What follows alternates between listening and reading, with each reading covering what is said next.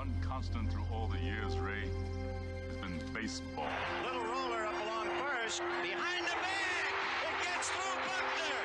Here comes Knight, and the Mets win. Now the 2-1. Line drive to the base. Just as they score the tying run.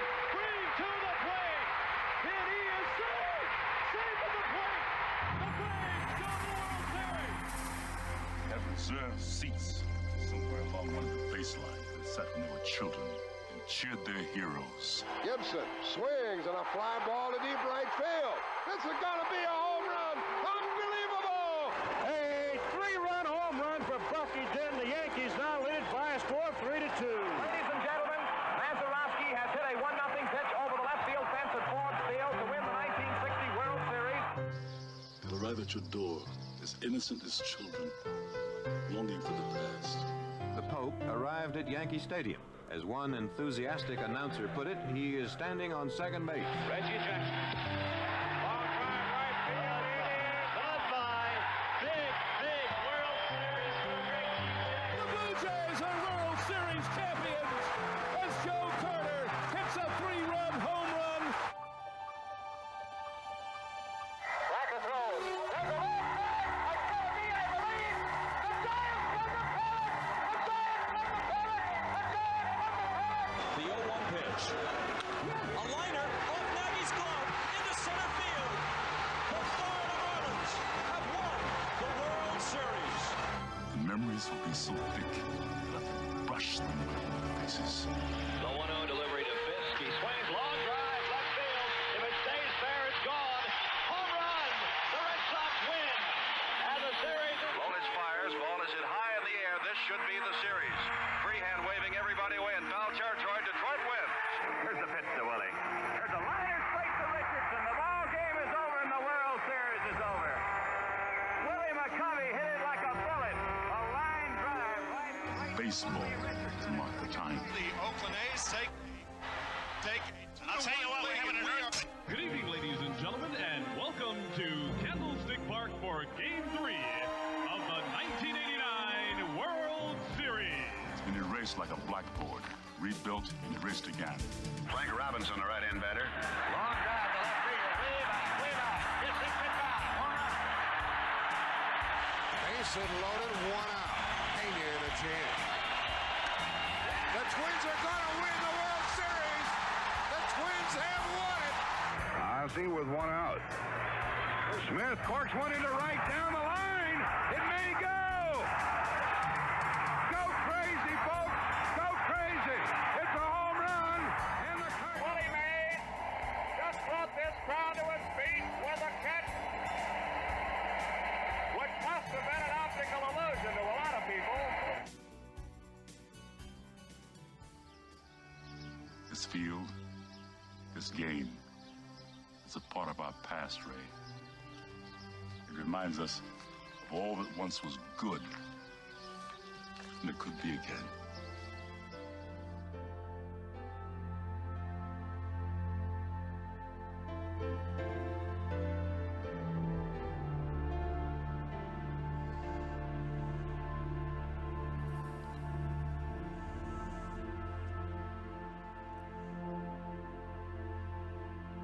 Broadcasted live.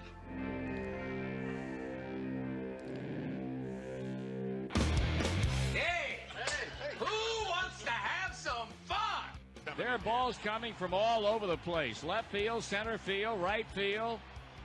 See, this is the kind of thing, quite honestly, right now, that makes you want to see the Chicago Cubs team lose. Now, you just saying you want to have fun, or do you really want to have fun? It'll be fun. Will the next person that sees anybody throw anything onto this field, point them out, or get them out of here? You don't live in Cleveland. You live in Cincinnati. You talking to me? You talking to me? That is the farthest thing in the universe from the truth. Hello, everyone, live. It's the Dan Scott Show. And right there is your host, Dan Scott. Right there, the man says. Right there. Something's not right here. but we're right. Good to have you with us. Welcome to Monday here on the Dan Scott Show. We're on the beautiful campus of Furman University. For those who may be tuning in for the first time, all you can see is the backdrop, but I am looking out over gorgeous Paris Mountain, or to gorgeous Paris Mountain, beyond the visitor stands here at Paladin Stadium. It is an absolutely brilliant late November morning, and we're so happy to have you with us here on the broadcast. You will notice that this chair is probably occupied the best it's been over the last few months. Forrest Stulting is not in the house today. Forrest is off visiting some folks here on Thanksgiving weekend, or Thanksgiving week, I should say, and taking some time off. We may hear from him via phone. I don't know for sure, but I do know that we're going to press onward and upward anyway and see what we can accomplish on today's program. You know that our main goal is, if your morning's off to a good start, we don't want to do anything to mess it up. If it's not off to such a good start, then we want to do everything we can to try and maybe give you a little lift by the time everything is said and done. Coming up on the show today, I'm hoping that we're going to be able to hook up with Tom Van Hoy up in Durham, where the the Furman basketball team is taking on Duke tonight. It's not an ACC matchup. It's an out-of-conference matchup. As part of the second game of the two-game road trip, lost to Butler on Saturday, and now at Duke tonight. He and Bryant Lambert will have the call on the Furman IMG Sports Network coming up this evening, beginning at 6:30, I believe, with the pregame show. So anyway, we're trying to get hold of Tom to see if we can get him on for a little bit of flavor from what happened at the Butler matchup and what this Duke game is going to be like tonight. They practiced at Cameron Indoor Stadium last night, and we'll obviously get a shoot around there today prior to this evening's game. But a lot of college football to talk about, and a lot of Furman football to talk about. You can no doubt see the high-tech graphics board, hashtag Redemption Tour. Our esteemed athletic director started that yesterday when the playoff bracket was announced, and it was discovered that Furman would open the playoffs, yes, made the field, would open the playoffs against Elon this coming Saturday in Elon, North Carolina, which, of course, we lost to in week 2 of the season on a last-second field goal. And the winner of that game will then play at Wofford in the second round of the playoffs, who, of course, we lost to the opening week of the season when we scored a touchdown with 45 seconds to go, went for 2 to take the lead, and did not get it. So, Redemption Tour. And then if you wanted to go even one step further, you get whoever gets through that Wofford second round game in Spartanburg most likely is going to face North Dakota State in the third round. And, of course, if we were fortunate enough to see that be Furman, that's who eliminated us from the playoffs the last time that the Paladins made it in 2013. So you could carry it one step further. The coaches don't like it when I talk like that, because the focus obviously is on Elon, and we're going to have much more about that coming up here, especially in the next segment. But it's good stuff. Saturday, again, we'll talk about Saturday's game in a minute in more detail. Obviously didn't go the way that we had hoped. The 7-game winning streak comes to an end, and that threw a little, just a slight bit of uncertainty into what we might see when the bracket was announced yesterday. And, of course, as we know, it all turned out about as well as it could have under the circumstances. So it was a big day, and bigger days lie ahead, both immediately and long-term for this team. And but it's just good to see. And we're going to talk much more about Samford and the playoffs coming up in the next segment, plus let you hear from head coach Clay Hendricks regarding both of those circumstances. I do want to start the show and close this first quick segment with a little bit of a personal thank you.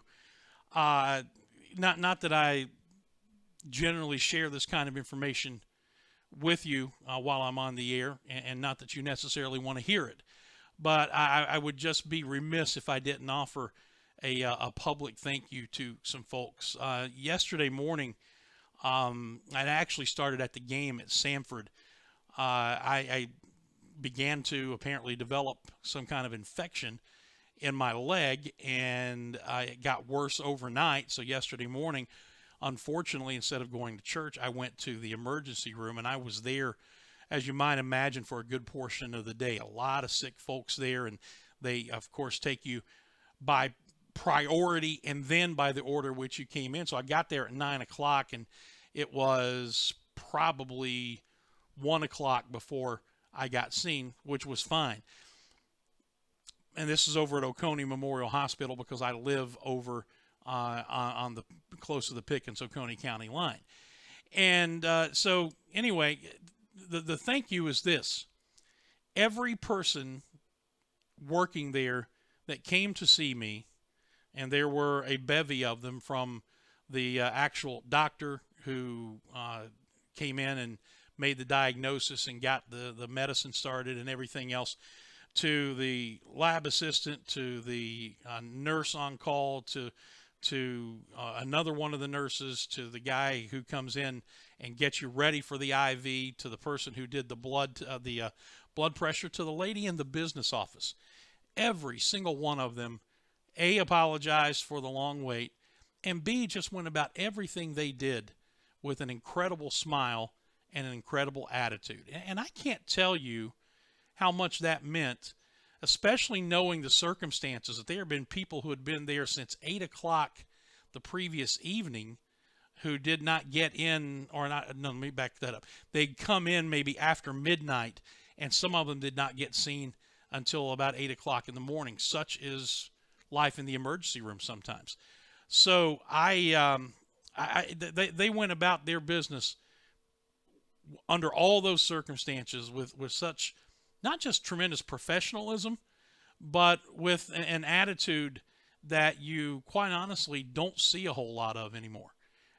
So I just felt it necessary to say a public thank you to all of those folks who tended to me yesterday and were tending to many, many other people, and many of them in far worse condition than I was before I ever got back there, and yet they went about their business with a smile and did everything they could to make you feel comfortable. It was a nice thing to see in not only a world, but in a little area, snapshot of the world sometimes, because of the high pressure, can naturally produce attitudes that aren't nearly as good as what we saw yesterday. These people were fantastic. Could not have asked for a better experience. Well, I guess I could have. I could have not been there. But outside of that, could not have asked for a better experience. All right, we'll come back after this break, and we will talk more. A lot of Furman. A whole lot of Furman coming up. Samford game, the playoffs, what lies ahead, and hopefully some Paladin basketball talk if we can track down Tom Van Hoy before too much longer. Before we go out, though, just a reminder about the Atlanta Bread Company. Had breakfast there again this morning. I know I sound like a broken record, but it's true. The food is fantastic. The people are fantastic. If you're looking for something to warm you up on these cold days now, and going to get even colder as we head toward and then into the winter months, they have the hot sandwiches, the hot paninis, hot soups and chili, a bevy of hot drinks for you, things that just feel really good on those cold days. And also a reminder that not tomorrow, but next Tuesday, the Tuesday after Thanksgiving, they're going to be closed because of some in-the-store construction and installation that's going to be going on. But as I told you last week, I think a little birdie may have mentioned that if you do show up at the front door, you may get some free coffee and maybe even a cookie or two. But that's a week from tomorrow, next Tuesday after Thanksgiving, they'll be closed. Atlanta Bread Company, Cherrydale Plaza. Please tell them you heard about them here on the show. We'll take a break and come back and get headlong into some Furman talk when we come back right after this. Don't go away. Hey, Hey Furman fans, it's baseball season. Here at Ingalls, we know that as you root for the home team, sometimes you want more than just peanuts and Cracker Jack. And while we do deliver on your favorite ballpark classics, we're proud to offer a packed lineup of everything you need to make your next meal a home run. Ingalls, a proud sponsor of Furman Baseball and the official grocery store of Furman Athletics. Go Dins! The Atlanta Bread Company at Cherrydale Point offers a dining experience that will have you coming back for more time and time again. Everything is freshly made on site, including the different varieties of bread and all the baked goodies. And the menu, Atlanta Bread Company offers a wide variety from hot soups and chili to hot and cold sandwiches and paninis. Even breakfast selections topped off with your choice of piping hot coffees. Come see for yourself. You'll love it. The Atlanta Bread Company at Cherrydale Point, proud sponsors of the Furman Paladins and the Dan Scott Show. Looking for a good lunch spot in the Travelers Rest area? The Cafe at Williams Hardware is your place. Williams Hardware has food for the whole family, from the famous Reuben to the barbecue chicken quesadilla and their daily lunch specials, which includes the award-winning BLT on pimento cheese with pepper jelly, served Tuesday to Thursday. Williams Hardware also serves breakfast on Saturdays from 8 to 11, perfect before Furman home game. And don't forget the gift shop, which offers items for anyone on your list. Go see your friends at the Cafe at Williams Hardware, 13 South Main Street in downtown TR. Full menu and operating hours at the Cafe at WilliamsHardware.com. Say you've got a busted phone or tablet screen. Time to get a new device? Nope. Time to give it CPR. CPR Cell Phone Repair at Cherrydale can repair almost any phone or tablet screen on the market and usually can do it same day. In fact, if you have an iPhone, the fix usually takes less than an hour. CPR Cell Phone Repair also can fix computers and gaming systems, both screens and hard drives. And they sell refurbished devices and new accessories. Stop by and see the new owner, Janet Culver, today and check them out on Facebook. That's CPR Cell Phone Repair at Cherrydale, 864-282-9097. Give it CPR today.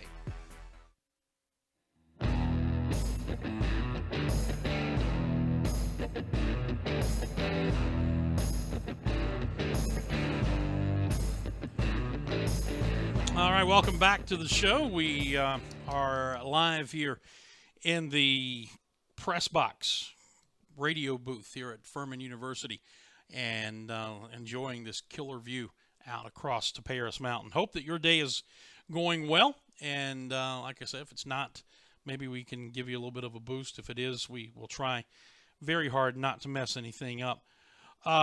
If the internet is ready for us to go, I want to let you hear from Clay Hendricks first on the loss at Samford. This is right after the game with Hunter Reed, to kind of get a feel for what that locker room was like.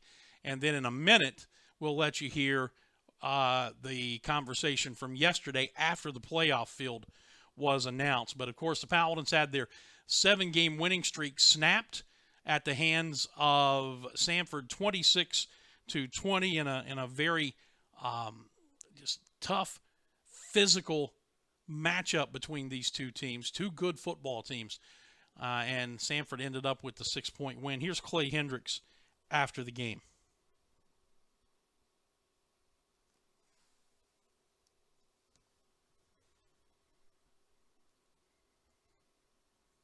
We're here with Furman head coach Clay Hendricks following the Paladins' 26-20 loss at Samford here on Saturday evening. Coach, just a battle royal between two teams, really with a lot on the line, and just turned out they made a couple more plays than Furman did.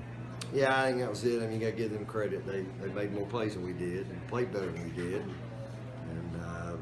and coached better than we did. And we left some points on the field in the first half, and really it was a huge difference in the game. And then, we got to get off the field a little more on third down.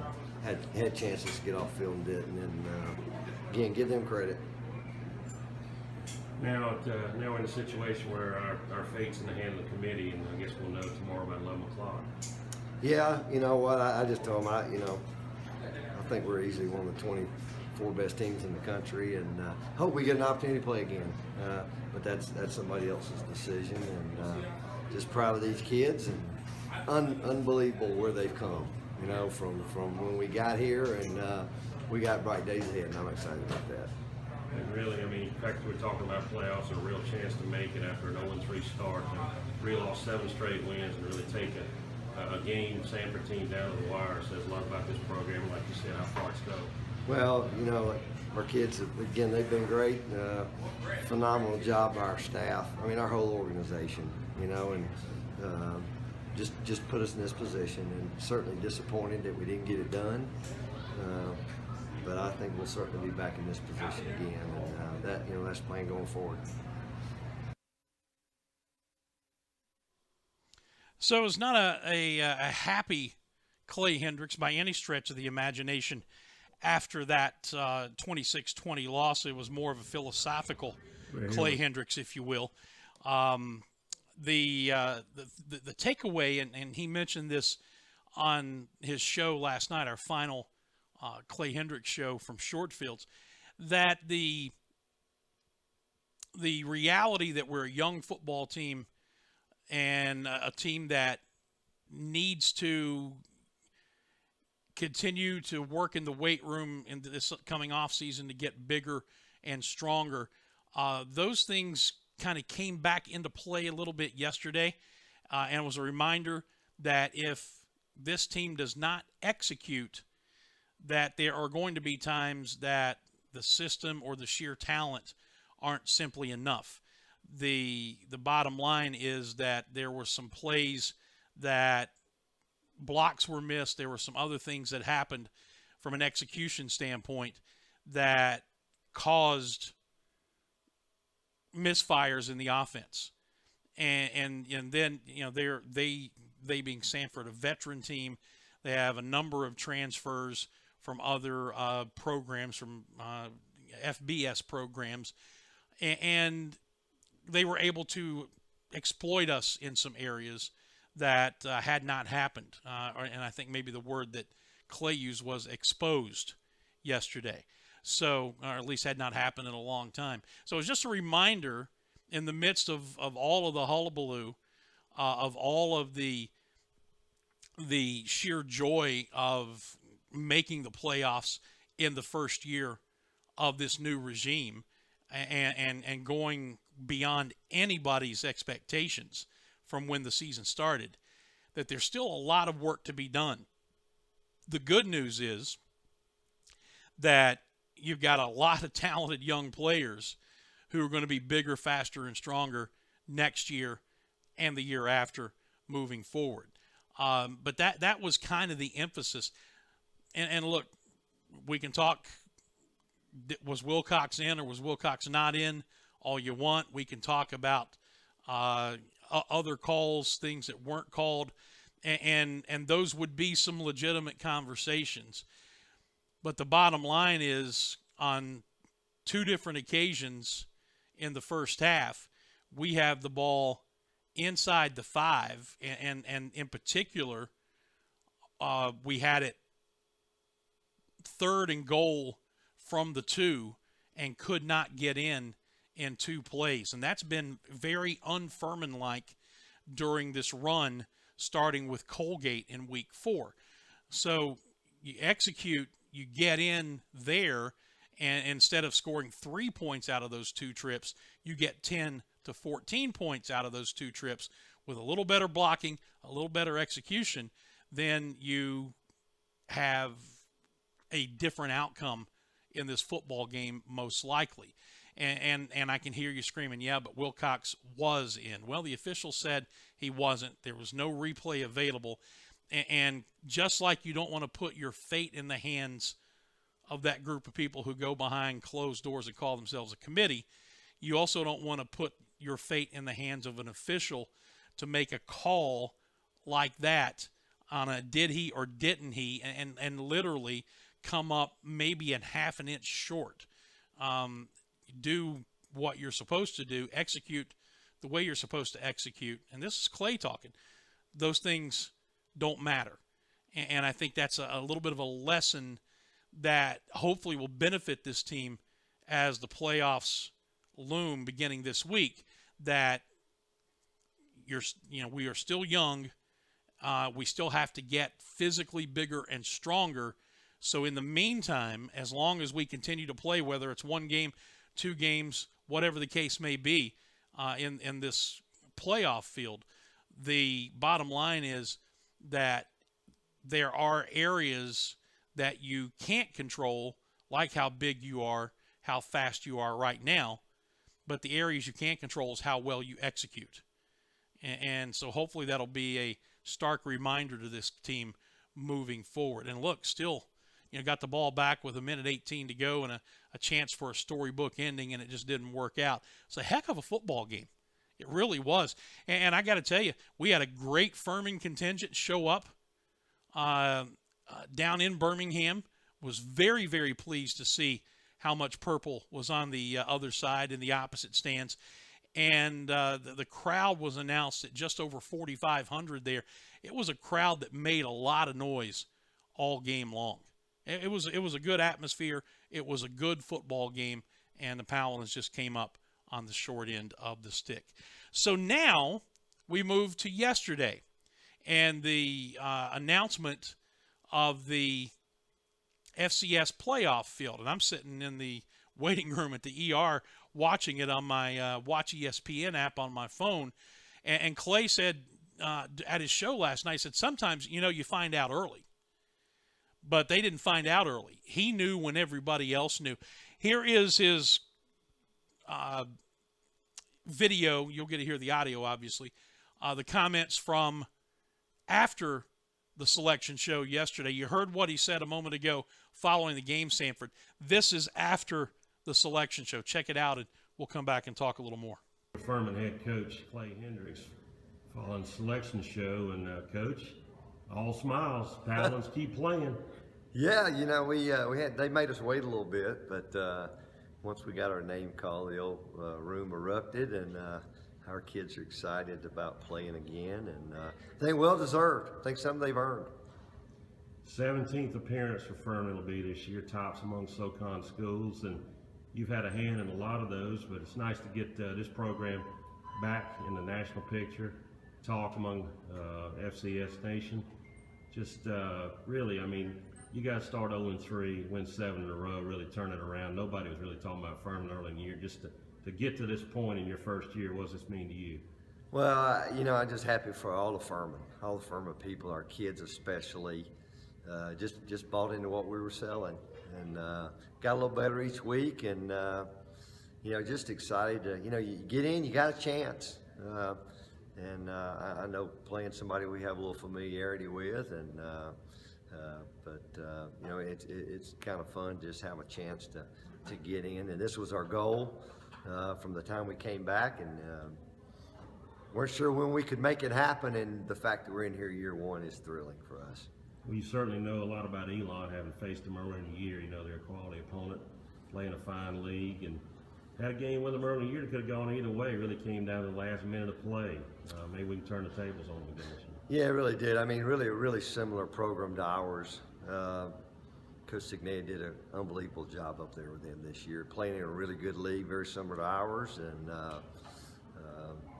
it's a really, really great matchup. I think that's the thing about FCS. When you get in the playoffs, you have a chance to see a lot of the best teams certainly go against each other head-to-head, and a lot of great first-round matchups. And we're happy to be playing anybody, but we certainly have a quality opponent. All right, there you go, Clay Hendricks from the moments after the bracket was released yesterday. And, on his show last night, he said that as the bracket was being unveiled, he thought that you might see Furman in the matchup with Kennesaw State because they hadn't played, and Furman's already played Elon. Thought maybe the committee wanted to avoid a first-round matchup. On the flip side, perhaps that'll be a pretty good ticket seller up at Elon, and that's one of the things that comes into play, I suppose. But he said that when they didn't show up there, he started thinking to himself, what if we don't get in, and what am I going to say to the team? If you're on social media, you undoubtedly saw the videos of the celebration in the room when Furman finally did pop up on the screen, and the matchup with Elon was announced. The celebration was, as you might imagine, very much spirited, very joyful because of of this this program not being in the playoffs since 2013. But he was wondering, what am I going to say to these guys if it doesn't show up, if we don't make the field? Fortunately, that's a conversation he won't have to have. So here is your playoff bracket, and you could see in that first round matchup, it's Elon and Furman, 1 o'clock. It doesn't show the time there, but it's 1 p.m. It'll be an ESPN3 broadcast, and then, of course, also our Furman IMG Sports Network broadcast beginning at 11:45. The winner goes to Wofford, and then the winner of Wofford and the Elon Furman winner plays most likely North Dakota State, but the winner of Northern Arizona, San Diego, will go there. That other bracket that we talked about is the top side of the same right bracket, and that's where Samford went. Samford gets Kennesaw State, and they get to see a pure triple option team in Kennesaw State. And there you see Nichols and South Dakota, the second matchup there. Samford Kennesaw State winner goes to Jacksonville State. That would be a huge matchup in the state of Alabama from an FCS standpoint, because Samford and Jacksonville State are not all that far away. And then the Nichols, South Dakota winner goes on to Sam Houston State. Wofford gets the number 7 seed nationally, so obviously they're guaranteed a home game in round 2. James Madison, the defending champs, your top seed, they'll play the winner of Stony Brook and Lehigh. Southern Utah, the 8 seed, plays the winner of Weber State and Western Illinois. The 5 seed, South Dakota State, plays the Northern Iowa and Monmouth winner. And the number 4 seed, Central Arkansas, plays New Hampshire and CCSU. So those are the matchups. The one, of course, we are most concerned about, Furman and Elon, coming up on Saturday at 1 p.m. All right, to break we go. We'll come back and have much more for you here on this edition of the show. We'll return in just a moment. Stuck in a state of falling behind? Struggling to keep up with your kids, finances, insurance? Then let State Farm agent Steve Borkland in Traveler's Rest help you simplify and get to a better state. Because with Steve handling your auto, home, and life insurance, you'll have more time for everything else. More money, too, because adding State Farm policies could mean earning discounts worth up to 40%. That's money Steve can help you put towards a college savings plan. Call State Farm agent Steve Borkland today and get to a better state with State Farm. Let me tell you something, Cowboy. This rookie can really bring the heat. He's smoky and spicy with a Chipotle style all his own. It's a new Montgomery Inn Chipotle barbecue sauce. Make it a part of your home team. Available now at your neighborhood grocer or online at CincyFavorites.com. Looking for a good lunch spot in the Traveler's Rest area? The Cafe at Williams Hardware is your place. Williams Hardware has food for the whole family, from the famous Reuben to the barbecue chicken quesadilla and their daily lunch specials, which includes the award-winning BLT on pimento cheese with pepper jelly, served Tuesday to Thursday. Williams Hardware also serves breakfast on Saturdays from 8 to 11, perfect before Furman home game.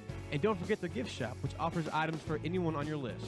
Go see your friends at the Cafe at Williams Hardware, 13 South Main Street in downtown TR. Full menu and operating hours at the Cafe at WilliamsHardware.com. Say you've got a busted phone or tablet screen. Time to get a new device? Nope. Time to give it CPR. CPR Cell Phone Repair at Cherrydale can repair almost any phone or tablet screen on the market and usually can do it same day. In fact, if you have an iPhone, the fix usually takes less than an hour. CPO Cell Phone Repair also can fix computers and gaming systems, both screens and hard drives. And they sell refurbished devices and new accessories. Stop by and see the new owner, Janet Culver, today, and check them out on Facebook. That's CPR Cell Phone Repair at Cherrydale, 864-282-9097. Give it CPR today. Hey Furman fans, it's baseball season. Here at Ingalls, we know that as you root for the home team, sometimes you want more than just peanuts and Cracker Jack. And while we do deliver on your favorite ballpark classics, we're proud to offer a packed lineup of everything you need to make your next meal a home run.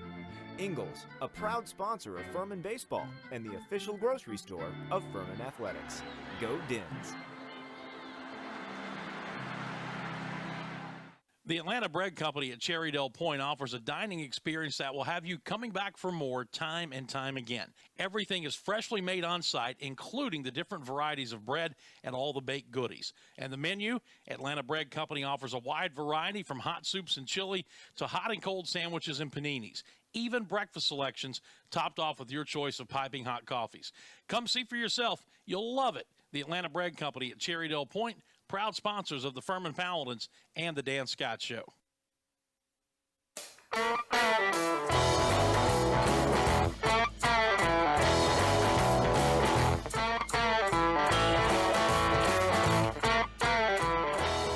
.30 straight up. Welcome back to the program. Dan Scott here hanging out with you on this, what is today? Monday. Oh, yeah, it is Monday.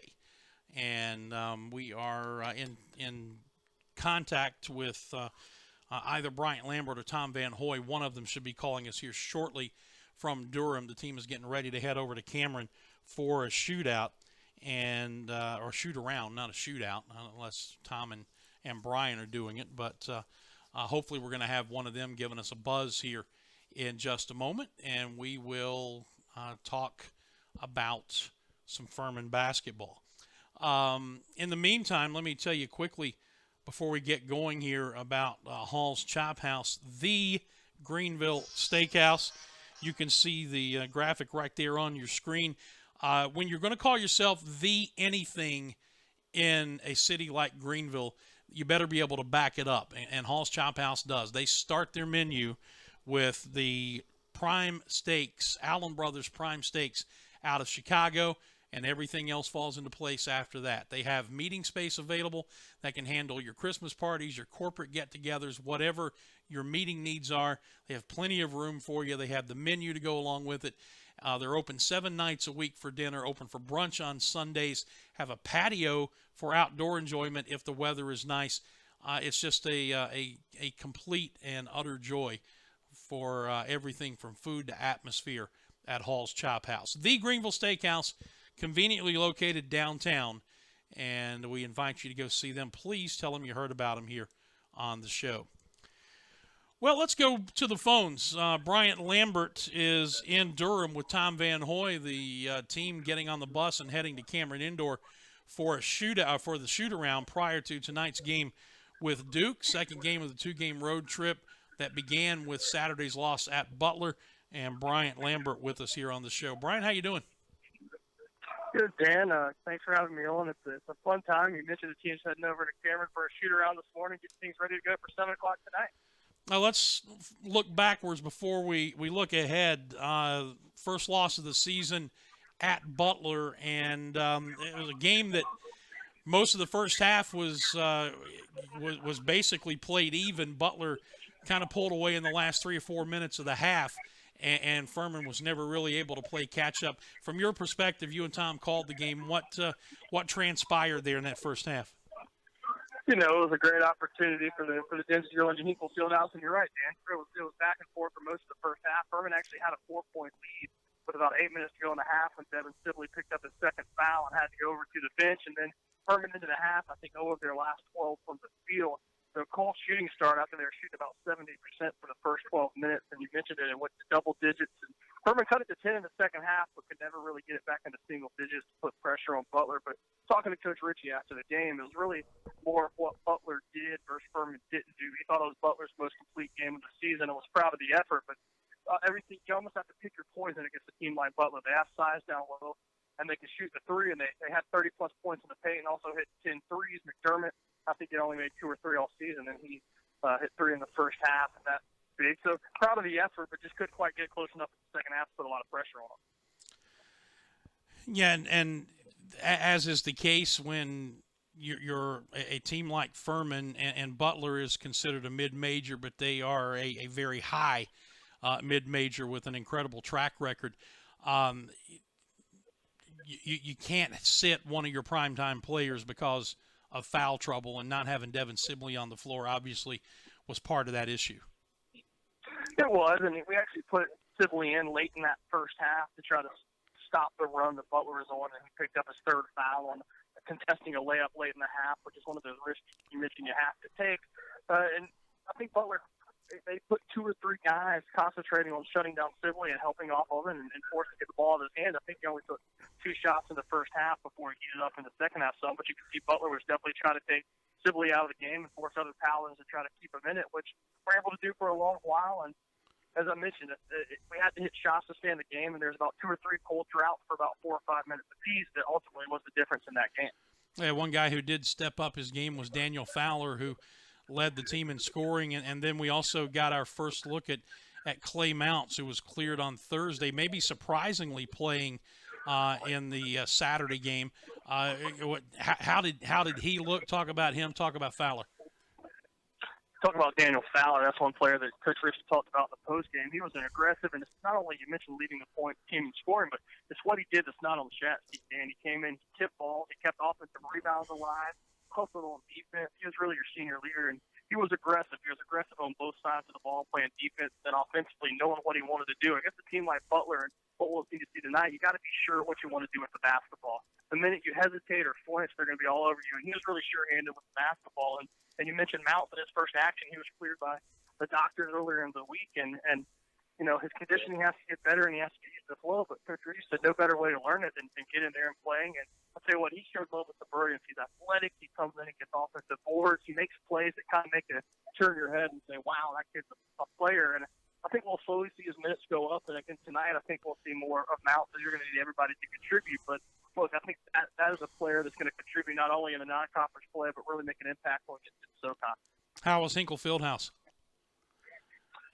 It's one of these trips, Dan, when you start at Hinkle and you end up at Cameron, you really just have to pinch yourself at 2 of the most historic venues. And Tom and I walking in joked with Jordan Caskey, hey, you have your tape measure? Do we got to make sure it all? But the history in that place, you walk the halls on the side, and there's signs everywhere that explain the basketball history with Hinkle and obviously the high school state championships. You learn Steve Alford played there and had, I think, 30 points. It's stuff you didn't even realize that say what, I think it wasn't quite sold out. I think they had about 8,000 there, but it was loud. It was raucous. And, of course, they have those 2 national finalist banners hanging up there. So it was quite an experience. And Tyler Lewis, who, of course, played at Butler and now at here at Furman, got a huge ovation before the game. They announced the welcome to the back, so that was cool to see. Yeah, you're welcome, by the way, for you and Tom for getting to experience that.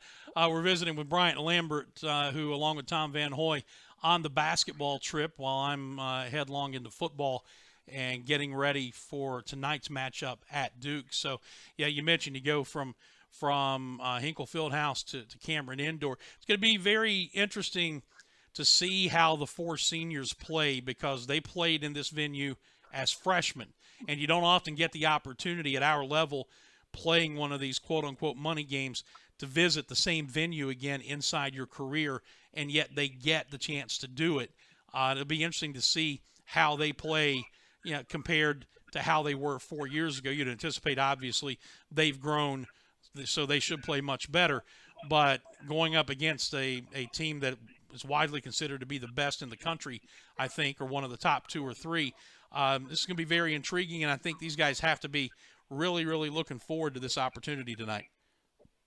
Absolutely, and I think one of the most noting and telling things about this team is when you walk through the Hinkle Fieldhouse on Friday for practice, it was they laced it up, they went straight to the court, and wasn't a lot of jaw dropping and looking around. And Hinkle, which was impressive, and then last night in Cameron, the team had practice for about 2 hours, walked straight in, laced it up, went over to the court. There wasn't this, I can't believe we're in Cameron, this is a cool experience. It's a team that I think appreciates the history and appreciates the challenge, Dan, but they're not blown away by it, which could have been different than what you saw 4 years ago. I think Duke came off a win on Friday night against Southern, but against the game they didn't admittedly themselves play well. And reading the quote, they're saying, hey, we're ready to get back out there. We're not going to overlook Furman. We know Furman's a good team. So it could be an even tougher challenge facing a Duke team that did not play well Friday night, although they won over Southern. They're not going to overlook Furman. They know what Furman has, and they're respecting that win earlier this year over Elon that called their attention. The one regret that I have for you and Tom tonight is you don't get the experience of climbing into the crow's nest to broadcast up in the rafters, hanging out above the seats. That thing has been ruled unsafe. I think they ruled it a fire hazard, which is nice to know because I was up there 3 years ago or 4 years ago, whenever it was. But the broadcast location has changed slightly. You're still up high at the top of the bleach, but you won't get the full Cameron experience. And there are two ways to get it, and I've gotten it both ways. As a sports writer with the students literally 3 inches behind me, sometimes knees in my back, and then broadcasting from the crow's nest, you're not going to get the full Cameron experience there, and for that, I'm a little sad. Well, it will be close enough. I'll tell you what they've done. They've built a temporary structure that's really in the corner. So Tom and I were up there looking at it yesterday while they were practicing. We'll be in the top corner looking down. And then you mentioned how close they are on press row. I think Jordan Caskey's trying to sit with us because he doesn't want to be crammed in down low. So we'll probably have Jordan up with us as well. But you mentioned last year or 4 years ago when you're up there with the fire hazard, you have to get a ladder up there, and they're worried that if a fire happens, who's going to let you down on the ladder? So I'm glad you got out of there. Oh, yeah. For people who don't know, to get to that crow's nest exactly, you had to climb up a ladder. Now, it was a wide kind of step ladder type thing. But when the game started, they pulled the ladder up. So you couldn't get down until somebody let the ladder back down. And finally, after all these years, I mean, it was a fire hazard the first year they did it. Just like it was a fire hazard this year. Why it was finally deemed to be a fire hazard, I don't know. But, I thought when we were up there, I said, man, if something did happen up here, is the dude down there who's supposed to let the ladder down going to let it down? Or is he going to hightail it out of here and leave us stranded? Fortunately, that's something we never had to worry about. Well, it's almost logic overrules legacy here at this point. So yeah. If something happens tonight, Tom and I have an easy escape route. But like you said, it's an experience that you got to have. And we're missing it a little bit, but it's just a cool venue, and we're excited to see Furman play there tonight. What's Bob saying about this matchup tonight? I think it's a matchup where I think you're going to see Fowler probably guard Bagley. You're going to see Sibley on Allen, and you got to win your individual matchups. You're watching practice last night, and you said, look, you got to be sure about what you're going to do. You have to set up your play. And it's not one of those one-on-one type performances that you can make an individual play, but it's going to be 2, 3, 4 passes before the shot that get you the open look. So I think you're going to see Furman try to run their set to play together. They have to be very sure their pass elements, that treat a pass like a shot and own it. And that's what you're going to do against a team like Duke, is really be sure you're showing up to play, and you're going to play together and play smart. And like you said, your passes are just more, if not more important than your shots to earn your open looks, and you're really going to have to think 2, 3, 4 passes ahead to get those open looks against a team that's the biggest talent to Duke. All right, Bryant. Well, listen, thanks for joining us, especially on short notice, and look forward to the call from you and Tom tonight as Furman and Duke square off at Cameron Indoor. We'll be back right after this to close out the show. Thanks, Bryant. We'll see you in a minute. Thanks, Dan. Looking for a good lunch spot in the Travelers Rest area? The Cafe at Williams Hardware is your place. Williams Hardware has food for the whole family, from the famous Reuben to the barbecue chicken quesadilla and their daily lunch specials, which includes the award-winning BLT on pimento cheese with pepper jelly, served Tuesday to Thursday. Williams Hardware also serves breakfast on Saturdays from 8 to 11, perfect before Furman home game. And don't forget the gift shop, which offers items for anyone on your list. Go see your friends at the Cafe at Williams Hardware, 13 South Main Street in downtown TR. Full menu and operating hours at thecafeatwilliamshardware.com. Say you've got a busted phone or tablet screen. Time to get a new device? Nope. Time to give it CPR. CPR Cell Phone Repair at Cherrydale can repair almost any phone or tablet screen on the market and usually can do it same day. In fact, if you have an iPhone, the fix usually takes less than an hour. CPO Cell Phone Repair also can fix computers and gaming systems, both screens and hard drives. And they sell refurbished devices and new accessories. Stop by and see the new owner, Janet Culver, today, and check them out on Facebook. That's CPR Cell Phone Repair at Cherrydale, 864-282-9097. Give it CPR today.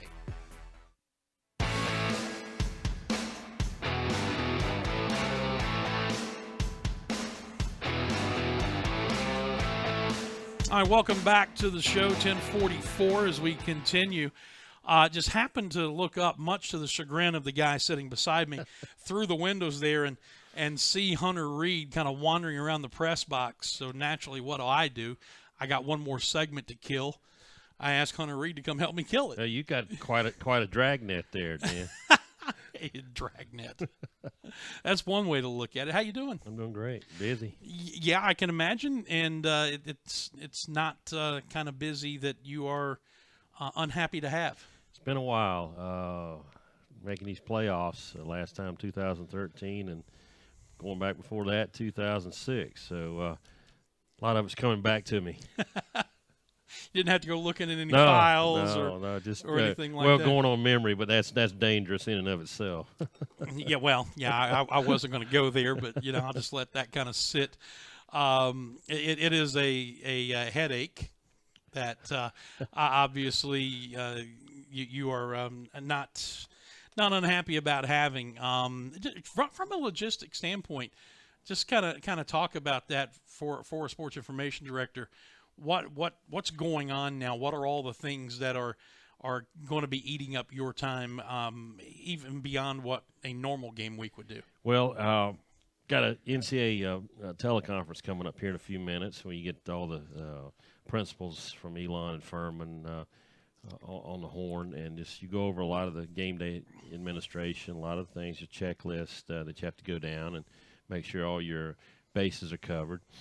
Particularly with Elon hosting, but also with us. So all that's got to be checks got to be put in boxes. From a sports information standpoint, I'm already hearing from the producer and talent of the telecast, the ESPN3 broadcast on Saturday.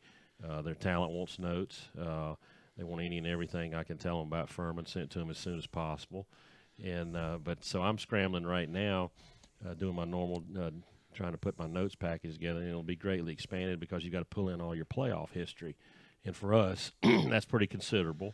Not bragging, it's just a fact. 17th appearance, by the way. You got to pull all that into your notes, and which is fun. But anyway, it's just kind of a time crunch. Everybody wants to get their hand on your stuff, and we want to deliver for them. And already getting interview requests and have to arrange that with Clay. So it's all kind of compressed, but we've been down this road before. Yeah, time is of a premium, so what do? I come and steal about 10 minutes of it. That's just the kind of guy I am, because it's all about me. I've got a segment to kill, and I need to get that done. So, your time is valuable, but not as valuable Always a pleasure. as my 10 minutes. Always a pleasure to chat with you. We media guys or something else. That's all right. It was kind of funny talking to Clay last night. We played your video interview with him after the game at Samford and your interview with him after the selection show yesterday to kind of get a feel of the different emotions. But last night he told me on his show that he's watching the bracket come up, and I'll put it back up on the screen here for people to look at. He's watching the bracket come up. And when the Kennesaw State Samford part of the bracket came up, and that was Samford there instead of us, he said, I started to think, what if we don't get in? What am I going to say to these guys? Because they were sitting there, people who were watching on or saw the social media videos. There was a big celebration. And he said all of a sudden I started to worry about what I was going to say to this team if we didn't make it. And then finally they did pop up in the last bracket that was shown. Well, it was pretty rapid fire. I was with those guys yesterday, and and on that long bus trip back from Birmingham Saturday night, I had try to finish all the stuff, getting the story and stats and all that stuff done. I got my legal pad out and went over my scenarios once again, and I had us down to the 10 AQs and I figured I had 10 teams on my list that were locks for at large. So I was looking at about 4 spots and about maybe 9 teams that I thought were going to be battling for that. And of course, we were in that 4 and among the 9 contenders. And but a couple of teams that I wanted to X off immediately were Monmouth and New Hampshire. And then those guys popped up immediately. So I got, instantly depressed almost yesterday when I saw those 2 teams take 2 of those early at-large spots. I'm man, I was counting on those guys being out. So when that the bracket came out, I said, guys, this is our last chance. And sure enough, boom, we see Furman and the place erupts. So that was good. It was a little nerve-wracking to see Monmouth and New Hampshire grab those first 2 at-large spots that popped up. So because I had those were the back end of the 9 as far as by my little math. So that shows you what I know. Yeah, well, I think the committee did release its last 2 in and last 2 out, and we were not among the last 2 in. So we didn't know it, but our footing was more solid perhaps after the loss on Saturday. And I know you've got to get going to that teleconference, but Mike Buddy has on Twitter dubbed this the redemption tour. with the game at Elon and then the winner going to Wofford. We have a chance, not looking ahead, but have a chance to redeem losses in the first 2 weeks of the season. Well, that chance is there, but I would caution anybody and everybody associated with Furman to just be concerned with Elon. Forget Wofford right now. Absolutely. Can't do anything about that. Maybe we'll have that opportunity, but we're going to be facing an Elon team that's beaten us and had our number here the last several meetings. So that's the first and only order of business, and I know our coaches and team will be dialed in on that. But, yeah, it's fun to go down that road. And one interesting little note I'll throw to you, one of the analysts for the broadcast this weekend, Dan, I know I'm talking to ESPN3, and it's a competitor for you, but it's John Gregory, former Marshall quarterback. Yeah. And I'll remind him and a few other people that I can mention that he was the Marshall quarterback in '88. We faced twice. Once during the regular season they beat us, and then we beat them in the playoffs in Huntington to end their season, and then we go on and win a national championship. So these 2 games in a season against the same opponent, this happens more than you realize in FCS, and here we have an opportunity again, obviously, to play Elon a second time. But interesting that John Gregory was at Marshall. We played them twice in '88. So. I just don't acknowledge television. Oh, I thought you could say I don't acknowledge Marshall. Okay, but I did. So I was a nice guy this morning. No. And, in interest of full disclosure, in 1988, I was living in West Virginia and was 21 years old and was rooting for Marshall to win that game against Furman. So. I know. We all have things in our former life we don't want to acknowledge, right. But I'm proud that you did. That's fantastic. All right, well, it's about 8 minutes now to your conference call, so I'll let you go. But I appreciate you slipping in here under no notice and always a pleasure. And coming and hanging out. Always a pleasure. All right, take care. That is Hunter Reed, going deep into the closet this morning. Let's take a quick look here in the final few minutes at the other polls in the other league, the FBS, and what transpired there, or transpired, not transpired. I'm having a hard time this morning. I don't know why, but when you are in broadcasting and you're having trouble formulating words, that's not a good thing. The only thing worse is the occasions when I get sick and lose my voice. Mime radio does not work really well. Maybe have some redeeming character on video, but that's about it. The new polls are out after everything that happened. Of course, the headliner from the weekend was Jim Mora Jr. getting fired at UCLA, and it's very interesting. The last 3 UCLA coaches who have been fired have all been fired within 48 hours of losing to Southern Cal. Coincidence? You be the judge. But Jim Mora Jr. Out after 6 years at UCLA. And some people think that is an intent to roll the dice and make a big play for Chip Kelly, to get him in there and hope that he can be the one to lead them back to resurgence. His NFL coaching career did not work out, but the guy, of course, had a juggernaut going at Oregon.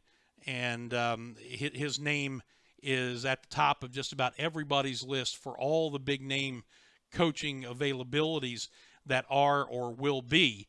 And UCLA kind of a preemptive shot.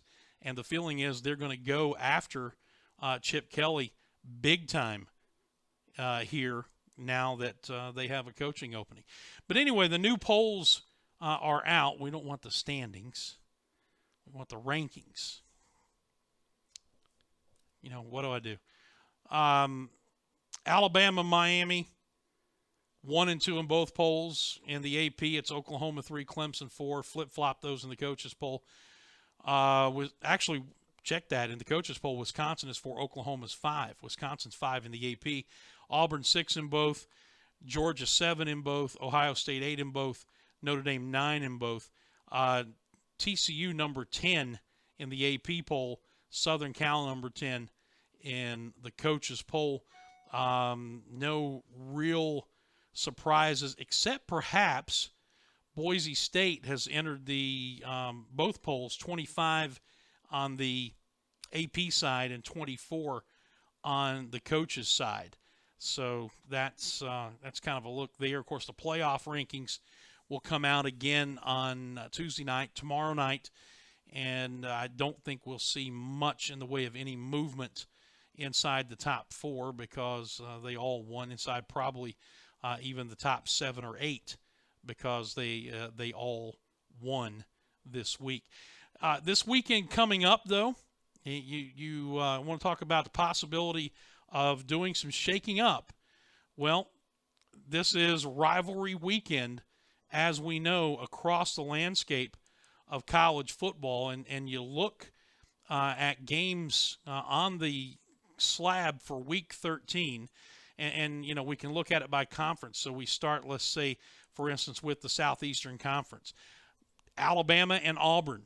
That's the one that will be the headliner this week. The game is at Auburn, and for a 2-loss Auburn team, if they want to have a shot at getting into the top 4, they've got to upset Alabama. And I think there are more and more people now who are kind of coming around to the fact that Auburn may actually win this game due to a couple of factors. One being the injuries that Alabama has suffered on the defensive side of the ball, especially at linebacker, and the second being the improved play of Jason Stidham in their passing offense. The Auburn defense is stout. We know that. And now they're getting more and more out of the quarterback spot offensively. So there are some people who believe that the Auburn has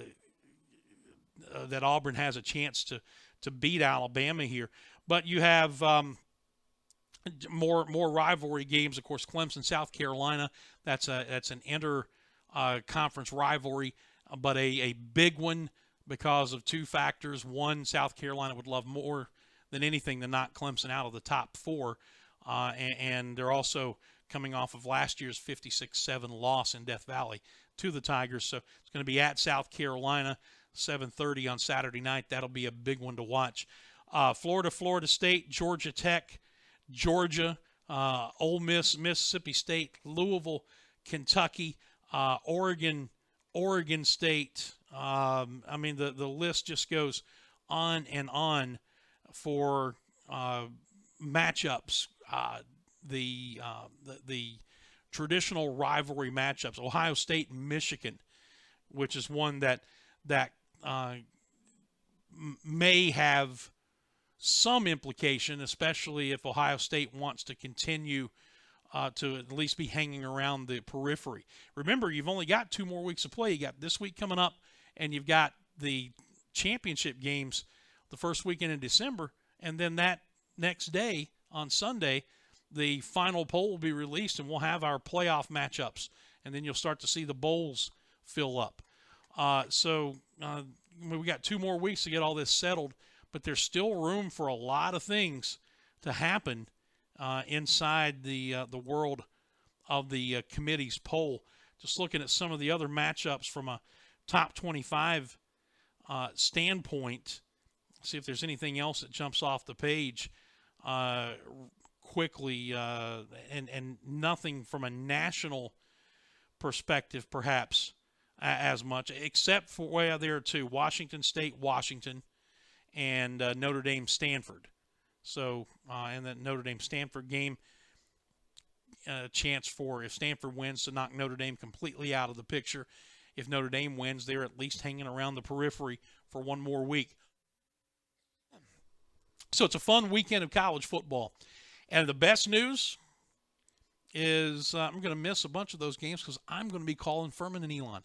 How about that? From Elon, North Carolina in the first round of the FCS playoffs. That, my friends, is the best news of all.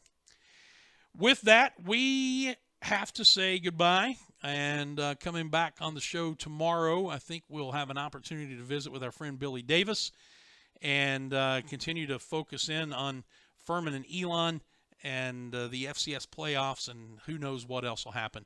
We'll have shows tomorrow and Wednesday, and then that will likely be it. Well, actually, it will be it for the week because Friday morning I'll be traveling very early to Nashville for basketball to call that game, and then coming back to do football on Saturday. So today and tomorrow today, tomorrow, and Wednesday are the only shows this week because of the Thanksgiving weekend and the travel schedule. So just kind of keep that in mind moving forward. Thank you for joining us. We'll be back with you tomorrow, same time, same place. And until then, I'm Dan Scott saying God bless you. So long, everybody.